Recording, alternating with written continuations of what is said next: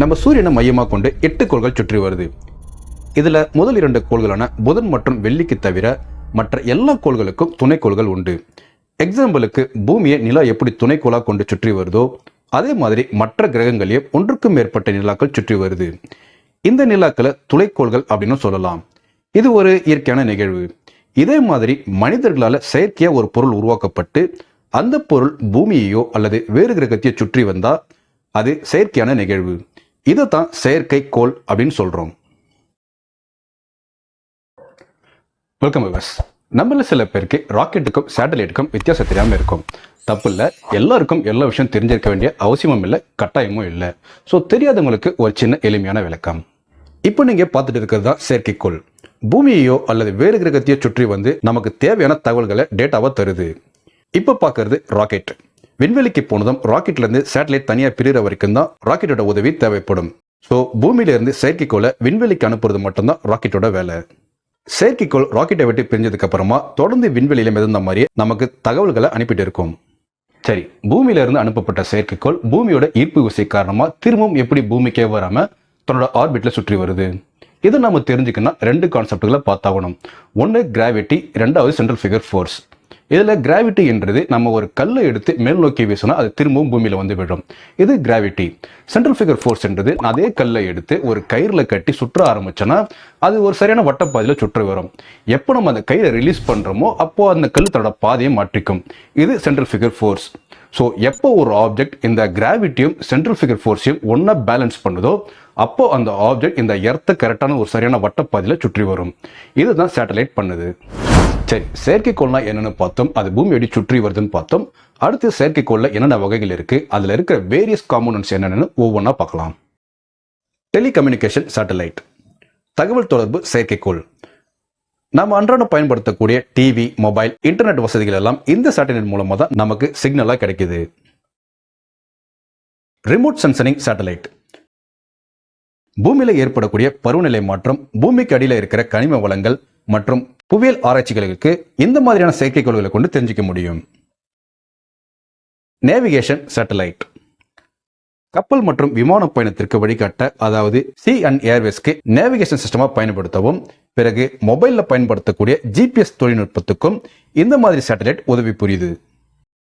Space exploration satellite, விண்வெளி ஆய்வுகளுக்கும், அதாவது பூமியை தாண்டி என்னென்ன கேலக்சிகள் இருக்கு, நட்சத்திரங்கள், கோள்கள் நம்ம பூமியை போன்று வேற ஏதாவது கோள்கள் இருக்கான்னு கண்டுபிடிக்க ஸ்பேஸ் எக்ஸ்ப்ளோரேஷன் சேட்டலைட் பயன்படுது. இதை தவிர்த்து விண்வெளி தொலைநோக்கிகளா பயன்படுத்தப்படும் செயற்கைக்கோள்கள், எதிரி நாடுகளை கண்காணிக்கக்கூடிய ஸ்பை செயற்கைக்கோள்கள்னு நிறைய வகைகள் இருக்கு. சரி, சேட்டலைட்ல இத்தனை வகைகள் இருக்கு. பூமியிலிருந்து அனுப்பப்படும் எல்லா விதமான சேட்டலைட்டும் பூமியோட ஆர்பிட்ல ஒரே விதமான ஆர்பிட்ல நிலைநிறுத்தப்படுமான்னு கேட்டீங்கன்னா நிச்சயமா கிடையாது. பூமியிலிருந்து அனுப்பப்படும் எல்லா விதமான ராக்கெட்டுகளுக்கும் 3 விதமான பாதைகள் இருக்கு. Low earth orbit, medium earth orbit, geo earth ஆர்பிட்னு நமக்கு தேவைக்கு ஏற்ப இந்த 3 பாதையில ஏதாவது ஒரு பாதையில விண்கலம் நிலைநிறுத்தப்படும். எர்த்தை விட்டு வெளியே போன ராக்கெட்ல இருந்து சேட்டலைட் பிரிஞ்சதுக்கு அப்புறமா அதுக்கு கொஞ்சம் உந்து விசை கொடுக்கப்படும். இதுக்கு காரணம் அப்போதான் அந்த சேட்டலைட் பூமியோட ஆர்பிட்டை கரெக்டா சுற்றி வரும். இதுக்கு பேர் தான் ஆர்பிட்டல் வெலாசிட்டி அப்படின்னு சொல்லுவாங்க. இந்த ஆர்பிட்டல் வெலாசிட்டின்றது பூமியோட ஒவ்வொரு ஆர்பிட் ரேஞ்சுக்கும் ஏற்ப மாறுபடும். லோ எர்த் ஆர்பிட் என்றது பூமியோட 100 கிலோமீட்டர்ல இருந்து 2000 கிலோமீட்டர் ரேஞ்சில் இருக்கும். மீடியம் எர்த் ஆர்பிட் என்றது 2000 இருந்து 35,000 கிலோமீட்டர் வரைக்கும் இருக்கும். ஜியோ எர்த் ஆர்பிட் என்றது 35,000 இருந்து அதுக்கு மேலே இருக்கிற பகுதிகள் தான் ஜியோ எர்த் ஆர்பிட் சொல்லுவாங்க. லோ எர்த் ஆர்பிட் எதுக்கு பயன்படுத்துவாங்கன்னா டெலிகம்யூனிகேஷன் சேட்டலைட் மற்றும் ரிமோட் சென்சரிங் சேட்டலைட்டுகள் இந்த பகுதியில் நிலைநிறுத்தப்படும். ஸோ ஜிபிஎஸ், மொபைல், இன்டர்நெட் சேவைகள் இந்த பகுதியிலிருந்து நமக்கு சிக்னலா கிடைக்கும். மீடியம் எர்த் ஆர்பிட் என்றது நேவிகேஷன் சிஸ்டம்க்கு பயன்படுத்தக்கூடிய சேட்டலைட்டுகளை நிலைநிறுத்துவாங்க. ஜியோ எர்த் ஆர்பிட் என்றது பூமியை தாண்டிய விஷயங்களை கண்டுபிடிக்க விண்வெளி தொலைநோக்கிகள் இந்த இடத்துல நிலைநிறுத்தப்படும். இந்த இடத்துல தான் ஜேம்ஸ் வெப் டெலஸ்கோப் நிலைநிறுத்தப்பட்டிருக்கு. சமீபத்தில் நம்ம இஸ்ரோ அனுப்பியிருக்கிற சூரியனை ஆராய்ச்சி செய்ய அனுப்பியிருக்கிற ஆதித்யா L1 இந்த பகுதியை நோக்கி தான் போயிட்டு இருக்கு. அடுத்து செயற்கைக்கோள்ல பயன்படுத்தப்படும் சில பேசிக்கான காம்போனன்ட்ஸ் என்னன்னு பார்க்கலாம். ப்ரொபல்ஷன் சிஸ்டம், உந்து விசை அமைப்பு. ஒவ்வொரு சேட்டலைட்டுக்கும் தனித்தனியான பாதைகள் உருவாக்கப்பட்டிருக்கும். அதுக்கேற்ற மாதிரி தன்னோட ஆர்பிட்ல சுற்றி வரும். ஆனா சில நேரத்தில் பூமியில ஏற்படுற காந்தப்புல தன்மை காரணமாகவும், சூரியனிலிருந்து உருவாகக்கூடிய சோலார் பிளேஸ் காரணமாகவும் சேட்டிலைட்டோட பாதை சில சமயங்களில் விலகி போயிடும். அப்படி விலகி போகும்போது அதை சரி செய்ய தான் உந்து விசை அமைப்பு செயல்படுது. இந்த உந்து விசை அமைப்புக்காக அந்த சேட்டலைட்ல பூஸ்டர் ராக்கெட் பொருத்தப்பட்டிருக்கும். அந்த பூஸ்டர் ராக்கெட்டுக்கு எரிபொருளா செயல்படுறது மோனோமெத்தில் ஹைட்ரஜனும் நைட்ரஜன் டெட்ராக்சைடும்.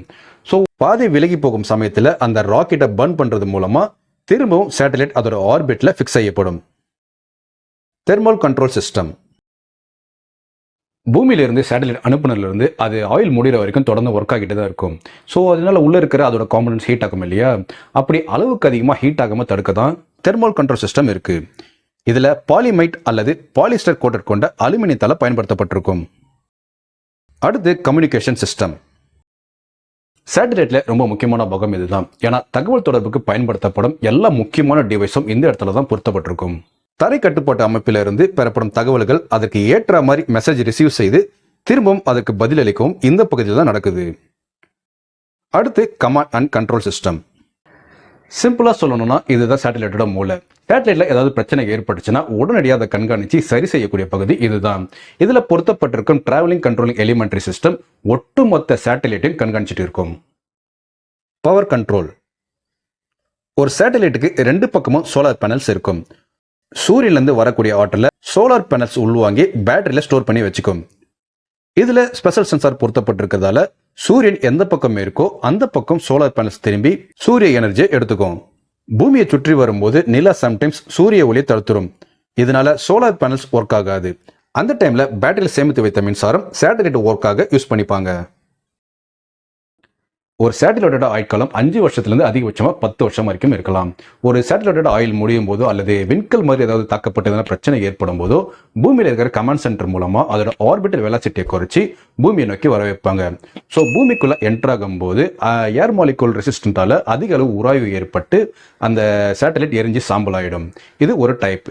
இன்னொரு டைப், சப்போஸ் ஸ்பேஸ்ல ஏதாவது சேட்டலைட் ஃபால்ட் ஆச்சுன்னா அது இன்னொரு சேட்டலைட் மேல மோத போதுன்னு தெரிஞ்சதுன்னா அதோட ஆர்பிட்டல் வெலாசிட்டியை அதிகப்படுத்தி நம்மளோட பூமியோட ஆர்பிட்ல இருந்து அதிக தூரத்துக்கு தள்ளி விட்டுருவாங்க. இதனால அங்க ஏற்படக்கூடிய பெரிய விபத்துகள் தடுக்கப்படும். ஸோ இதுதான் சேட்டலைட் பத்தின அடிப்படையான தகவல்கள். இந்த வீடியோ உங்களுக்கு பிடிச்சிருந்தா, இன்ஃபர்மேட்டிவ் வந்தா இந்த வீடியோக்கு லைக் பண்ணுங்க. நம்ம சேனலை முதல் பார்த்தீங்கன்னா சப்ஸ்கிரைப் பண்ணி பக்கத்தில் நோட்டிஃபிகேஷன் பெல்ல கிளிக் பண்ணிக்கோங்க.